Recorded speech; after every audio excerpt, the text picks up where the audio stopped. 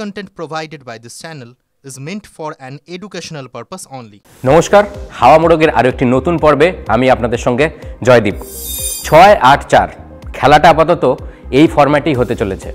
কেন বলছি খেলা, হয়তো শুনে ভাবছেন ফুটবলের কথা বলছি। যাচ্ছেন ঠিক লাইনেই, কারণ বর্ষাকাল মানেই তো ফুটবল, তবে খেলবে বৃষ্টি। আগামী 3 দিন আবহাওয়া দপ্তর বলছে এই ফরম্যাটেই কিন্তু বৃষ্টি খেলতে চলেছে। অর্থাৎ প্রথম দিন অর্থাৎ আজকে 6 জেলায় রয়েছে বৃষ্টির পূর্বাভাস, আগামীকাল 8 আর তারপরের দিন 6। এবং বৃষ্টি কিন্তু খুব যে ধীর গতিতে হবে বা প্রাবল্যতা কমে গেছে দেখে যদি আপনাদের মনে হয়ে গিয়ে থাকে না অত ছাতা টাতা বা রেনকোট নিয়ে বেরোনোর প্রয়োজন নেই, একটু সেরকমটা কিন্তু নয়।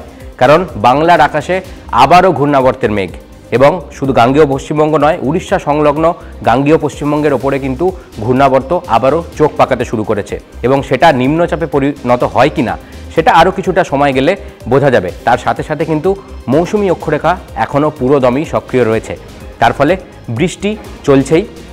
আগামী 3 দিন মোটামুটি ভারী বর্ষণ সব জেলাতেই চলবে। তার মধ্যে কিছু জেলা যেরকম পশ্চিমের জেলাগুলো এবং তার সাথে সাথে কলকাতা এবং উপকূলবর্তী যে জেলাগুলো রয়েছে সেইগুলোতে বৃষ্টি চলবে।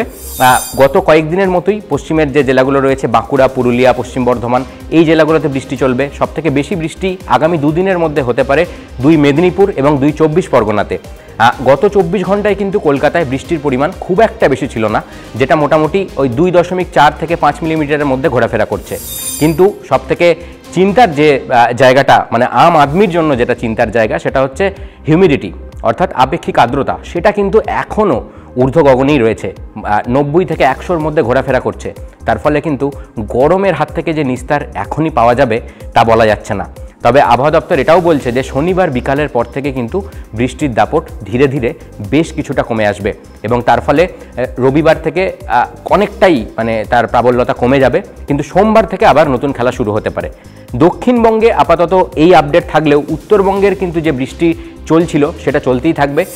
দক্ষিণবঙ্গের জন্য এই আপডেট থাকলেও উত্তরবঙ্গের ক্ষেত্রেও কিন্তু বৃষ্টি চলতেই থাকবে। উপরের দিকের যে পার্বত্য যে জেলাগুলো রয়েছে, কালিম্পং, দার্জিলিংয়ের মতো জেলা, সেইখানে কিন্তু বৃষ্টি চলতেই থাকবে। তার সাথে সাথে কোচবিহার, জলপাইগুড়ির মতো জেলাগুলোতেও বৃষ্টি চলবে। এছাড়াও মালদা এবং 2 দিনাজপুরেও কিন্তু বিক্ষিপ্তভাবে ভারী বর্ষণের পূর্বাভাস দিচ্ছে আবহাওয়া দপ্তর। আবহাওয়ার খবর আজ এই পর্যন্তই। রাজনীতি থেকে বিনোদন, খেলা, যে কোনো বিষয়ের খবরে চোখ রাখতে আপনাদের নজর থাকুক TV9 বাংলা ডিজিটালে।